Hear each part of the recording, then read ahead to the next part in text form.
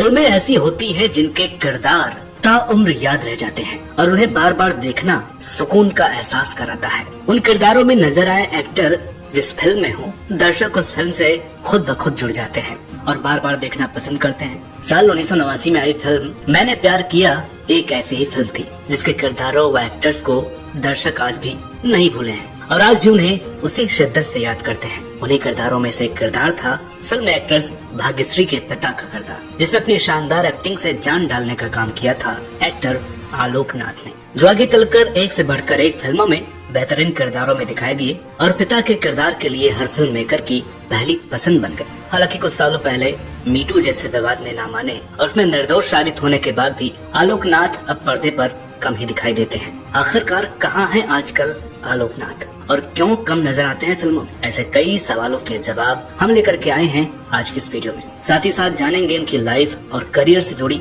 ढेरों खास बातों के बारे में, इसलिए बने रहे हमारे साथ इस वीडियो में शुरू से अंत तक। यूं ही बीच में आ गया, रहा नहीं गया ना।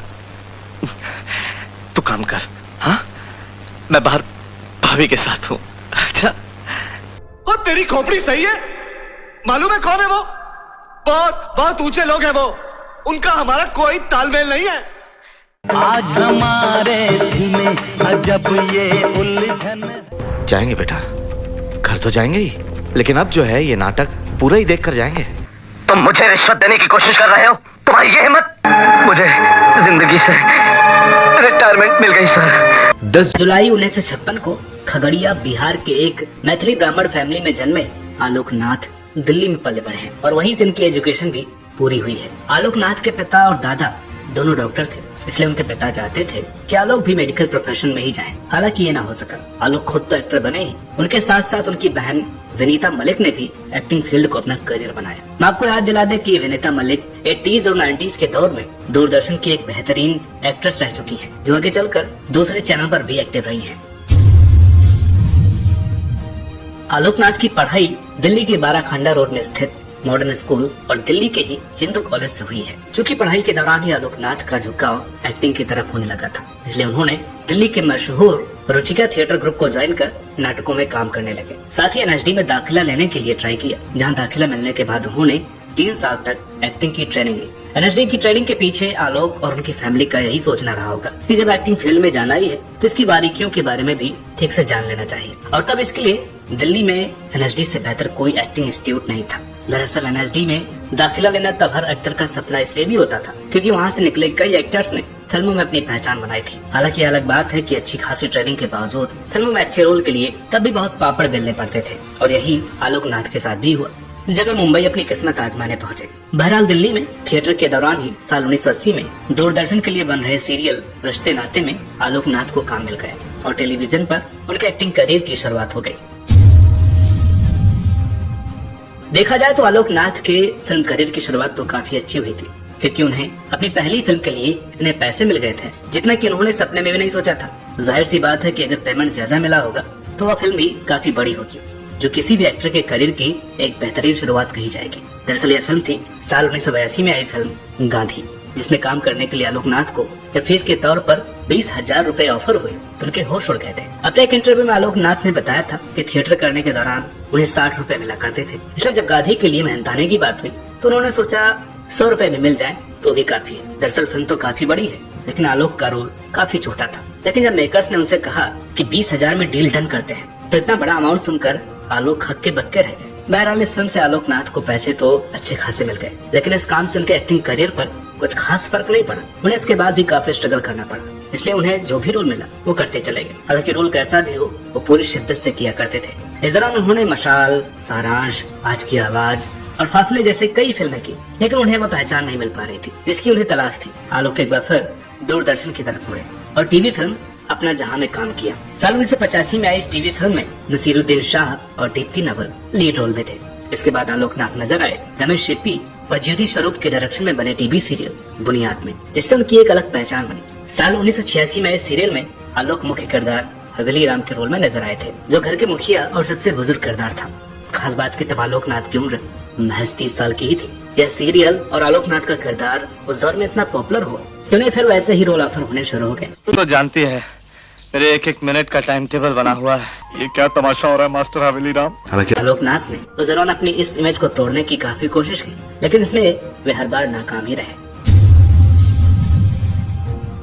दोस्तों, कम लोगों को ही पता होगा कि आलोकनाथ अपने एक्टिंग करियर में रोमांटिक और बोल्ड किरदार भी निभा चुके हैं। दरअसल यह उस दौर की बात है जब आलोक को फिल्मों में अच्छे किरदार नहीं मिल रहे थे। ऐसे में उनके हाथ आई साल 1987 में आई फिल्म कामाग्नि, जिसमें एक्ट्रेस टीना मुनीम के साथ लीड रोल में थे। आपको बता दें कि टीना मुनीम देश के मशहूर इंडस्ट्रियलिस्ट अनिल अंबानी की वाइफ है और उस दौर की एक जानी मानी एक्ट्रेस भी हुआ करती थी। बेहद बोल्ड सब्जेक्ट पर बनी इस फिल्म में आलोकनाथ और टीना मुनीम के काफी बोल्ड और रोमांटिक सीन थे। इस फिल्म के अलावा आलोकनाथ उसी साल आई फिल्म कच्ची कली में भी नजर आए, जिसमें उन्हें यंग दिखाया गया। यह फिल्म काफी बोल्ड सीन से भरी हुई थी। हालांकि आलोकनाथ का इस फिल्म में अच्छा किरदार था, लेकिन फिल्म का नाम ही उसको बी ग्रेड बनाने के लिए काफी था। लिहाजा इस फिल्म के किरदार का भी आलोकनाथ के करियर पर कोई फर्क नहीं पड़ा।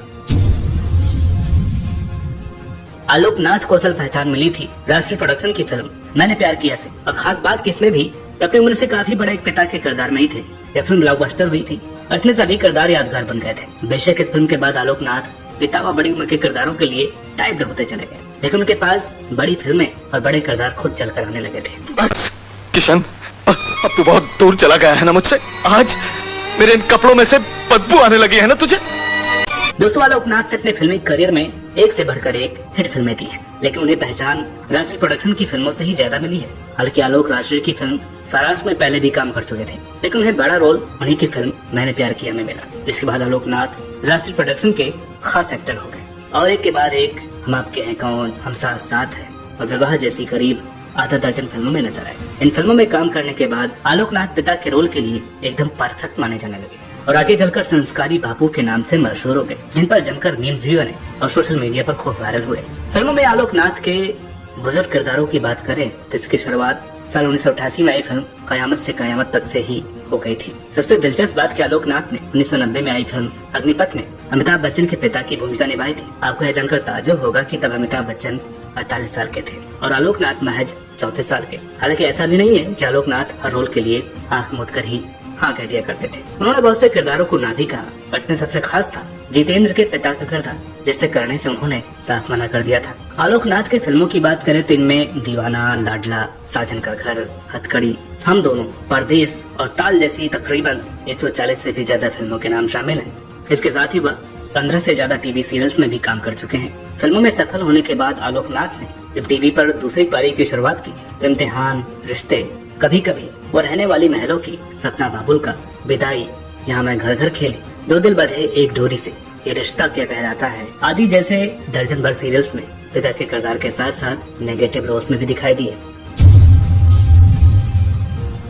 मीडिया रिपोर्ट्स के मुताबिक आलोकनाथ का एक्ट्रेस नीना गुप्ता के साथ काफी करीबी रिश्ता था और कभी बात शादी तक भी जा पहुंची थी। दरअसल बात उन दिनों की है जब दोनों एक्टर एक साथ टीवी सीरियल बुनियाद में काम कर रहे थे। सीरियल में आलोकनाथ उनके ससुर की भूमिका में थे। इस सीरियल की शूटिंग के दौरान दोनों में नजदीकियां बढ़ गई थी। रिपोर्ट्स के मुताबिक दोनों एक्टर्स को अक्सर एक साथ देखा जाता था और खबर तो यहाँ तक उड़ी थी कि दोनों ने सगाई भी कर ली थी, लेकिन कुछ ही दिनों के बाद दोनों का रिश्ता खत्म हो गया। इसके अलावा 80 के दशक में ही एक्ट्रेस अनीता कंवर से भी आलोकनाथ की सगाई की खबरें सुनने में आई थी। फिल्मों में एक आदर्श पिता की इमेज बनाने वाले एक्टर आलोकनाथ पर मीटू कैंपेन के समय एक के बाद एक कई आरोप लगे, जिससे उनके फैंस को काफी निराशा हुई। दरअसल साल 2018 में स्क्रीन राइटर विनीता नंदा ने सोशल मीडिया पर लिखा था कि आलोकनाथ ने नशे की हालत में उनका रेप किया था, जिसके बाद उसी साल मीटू अभियान के दौरान एक्ट्रेस नवनीत निशान ने आरोप लगाया 90 के दशक में आलोकनाथ ने उन्हें परेशान किया था। इसके अलावा एक्ट्रेस संध्या मृदुल और दीपिका अमीन ने भी आलोकनाथ पर छेड़छाड़ करने का आरोप लगाया था। हालांकि आलोक को रेप केस में अग्रिम जमानत भी मिल गई, लेकिन इस बात को लेकर वो काफी विवादों में आ गए। आलोकनाथ ने उस दौरान खुद पर लगे आरोपों को खारिज करते हुए मानहानि के लिए 1 करोड़ रुपए की मांग करते हुए मामला भी दर्ज कराया था। एबीपी न्यूज से बात करते हुए आलोकनाथ ने इस वक्त इन आरोपों को नकारते हुए कहा था, उन्हीं आरोप लगाने वाली महिला से पूछिए, मुझसे क्यों पूछ रहे हैं। जोरत ने कह दिया, वही ब्रह्मवाक्य है ना, वही तो सत्य है। ऐसे में मेरा पक्ष जानकर आप क्या करेंगे? आपको जो लिखना है लिखिए। वैसे भी मैं जो कहूँगा उस पर कौन यकीन करने वाला है। इस मामले में मैं जो कुछ भी कहूँगा लोग सुनेंगे ही नहीं। मैं जो भी कुछ कहूँगा उससे कोई मायने नहीं है, इससे कोई फायदा नहीं होगा। सब लोग उस पर ही यकीन करेंगे। उन्होंने जो कुछ कहा है ये उनकी ओछी मानसिकता को दर्शाता है। मुझ पर इल्जाम तो लगाया गया है, मगर वक्त के साथ सब कुछ साफ हो जाएगा। बहरहाल नीता नंदा रेप केस में पुलिस को आलोकनाथ के खिलाफ कोई सबूत नहीं मिले और इसे बंद कर दिया गया। कोर्ट ने भी इस पूरे केस को मनगढ़ंत आलोकनाथ पर बेबुनियाद और जानबूझकर फंसाने वाला आरोप बताया था। हालांकि मीडिया ने इस मामले में आलोकनाथ की जितनी बदनामी की थी उतनी इस मामले में उनके दोषी न पाए जाने पर खबर नहीं दिखाई। यह तो बड़े ताज्जुब की बात है। इन सब मामलों से आलोकनाथ के करियर पर भी खासा असर पड़ा था और उन्हें काम मिलना बंद हो गया था। आलोकनाथ साल 2018 में आई फिल्म सोनू के टीटू की स्वीटी और साल 2019 में आई फिल्म दे दे प्यार दे में नजर आए थे, जिसके बाद उन्होंने टीवी और फिल्मों से दूरी बना ली। आलोकनाथ के निजी जीवन की बात करें तो साल 1987 में उन्होंने आशु सिंह से शादी की। बताया जाता है कि वो बुनियाद के सेट पर प्रोडक्शन असिस्टेंट थी। उनके 2 बच्चे हैं, बेटा शिवांग नाथ और बेटी जुनाही नाथ। तो दोस्तों ये थी कहानी एक्टर आलोकनाथ की। उम्मीद करते हैं कि ये वीडियो आपको पसंद आई होगी। वीडियो अच्छी लगी हो तो प्लीज इसे लाइक करें, शेयर करें। चैनल पर नए हो तो प्लीज इसे सब्सक्राइब करना ना भूलें। मिलते हैं आपसे अगले वीडियो में, तब तक के लिए नमस्कार।